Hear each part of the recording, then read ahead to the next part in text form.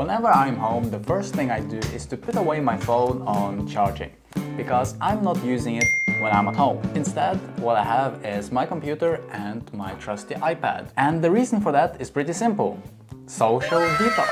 And you might be thinking, this is kind of weird, why are you using your computer and your iPad, which also have all these social aspects as your phone, but you're calling it a social detox? Nani? And I can explain. I use my computer only for work and games. Only that. I don't use any social media like Instagram or Snapchat or things like that. And the same goes for my iPad. There's not a single social media app on here. Whenever talking about social media detox, people often mention either getting a dumb phone, like your classic Nokia, or deleting the applications, or even deleting your account.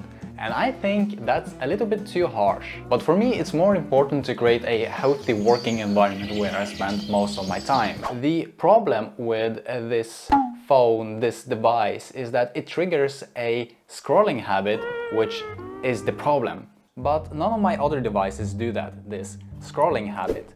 Like, I don't enjoy scrolling YouTube shorts on my computer, and on my iPad, I don't have this habit of scrolling. The only thing that triggers it is my phone. Whenever I open an app, it just automatically goes into this scrolling mode. It's weird, it's really weird. Like, I don't enjoy scrolling on my computer. I don't like opening the Instagram on my PC because I just feel this disgust. Like, why am I here? And whenever I'm YouTube on my computer, which I'm often, I can sometimes open a shorts video by accident or just by interest. And then I start watching it and it doesn't feel good to scroll down like this. Maybe it's because the application is not optimized for, computers or iPads. Or maybe just that this habit is only with this device, this phone. I don't know, but I think it is. We all know how addictive social media can be.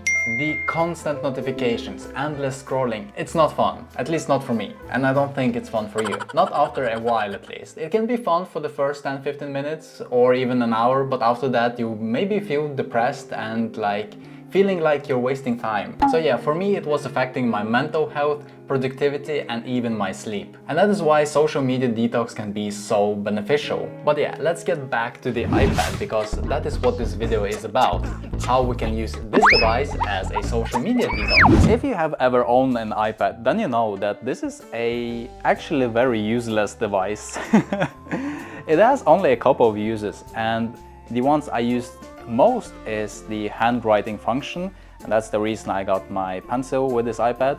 When I was in college, I took a lot of notes and most of them were useless.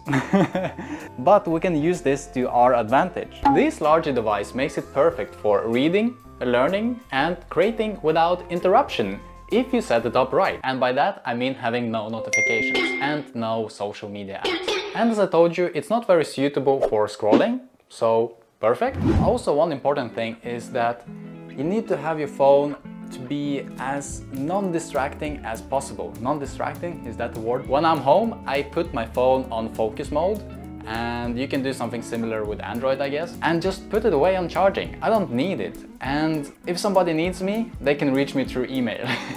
And if some friends want to reach me, they can do it through some certain applications like Discord, or through messages on my phone, because they know my phone number and I don't have notifications silenced for that. So it's much more important to create this environment where you are not distracted by notifications, social media, etc.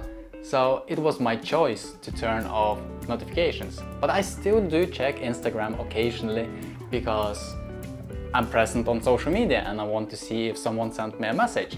But I limit my time to as little as possible. I don't quit it, I don't cut it out, because I don't think that's healthy. Clean, clean, clean, clean, clean.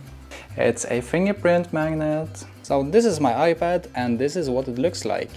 Open it up and that's about it. Nothing special.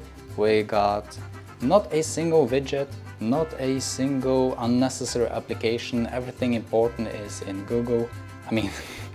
Everything important is in dock here, like the messages, music, calendar app, you know, note-taking, web browser, some photo and file application, ChatGPT, App Store and settings. And to the left we have weather and some basic stuff, and to the right we have all the applications that's installed, and also nothing special. Okay, now I open DaVinci, that was not the point, please get out. And even with all of this, I have notifications silenced for a lot of applications, and especially for all the random stuff like games, I don't allow any notifications at all. I mean, like games like chess or Duolingo. You know, I remember what I have to do in a day. If I don't, I go to my calendar app. But I don't need constant reminders bothering me and forcing me to open my screen and check my tablet or phone or whatever. So this is how you should have your iPad. As I talked in my habits video, it's very important to set clear goals and milestones. Like, what is your goal with social media detox? Like, okay, you want to spend less time on social media, but how many hours? How many minutes? What's time? You know, and you also need milestones. Like, today I want to accomplish this. In a week I want to be able to do this. Like, set a milestone just for today. I don't want to use my phone. Like in this instance, set a milestone of using your iPad more often. But how much more often? Let's say 2 hours a day.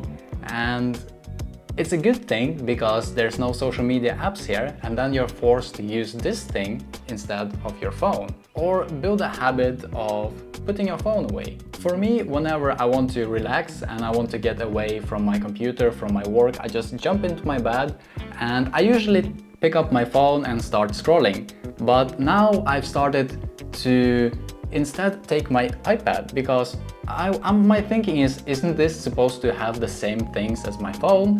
Which I kind of trick my brain into thinking that it is, but in reality there is not a single social media app here.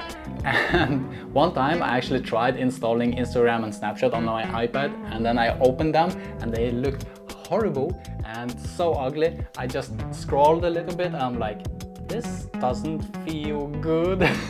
So I just deleted them and like, okay, I don't need social media apps. The conclusion here is that you should try to minimize your time with the devices that create this social media addiction, and instead use the devices that do not.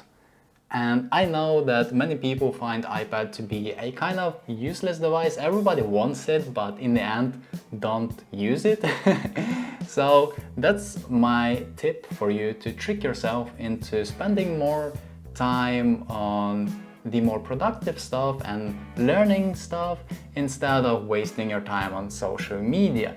And I will say it again. One of the reasons that it's so addicting is because of the scrolling. So if you can start using other devices that do not have this scrolling function, like your PC or the iPad, then you'll be less addicted. Yeah, it's all about scrolling. I hope I get my point across. That has been it for day 6 of making a video every single day for 30 days, and I'll see you next one. Bye!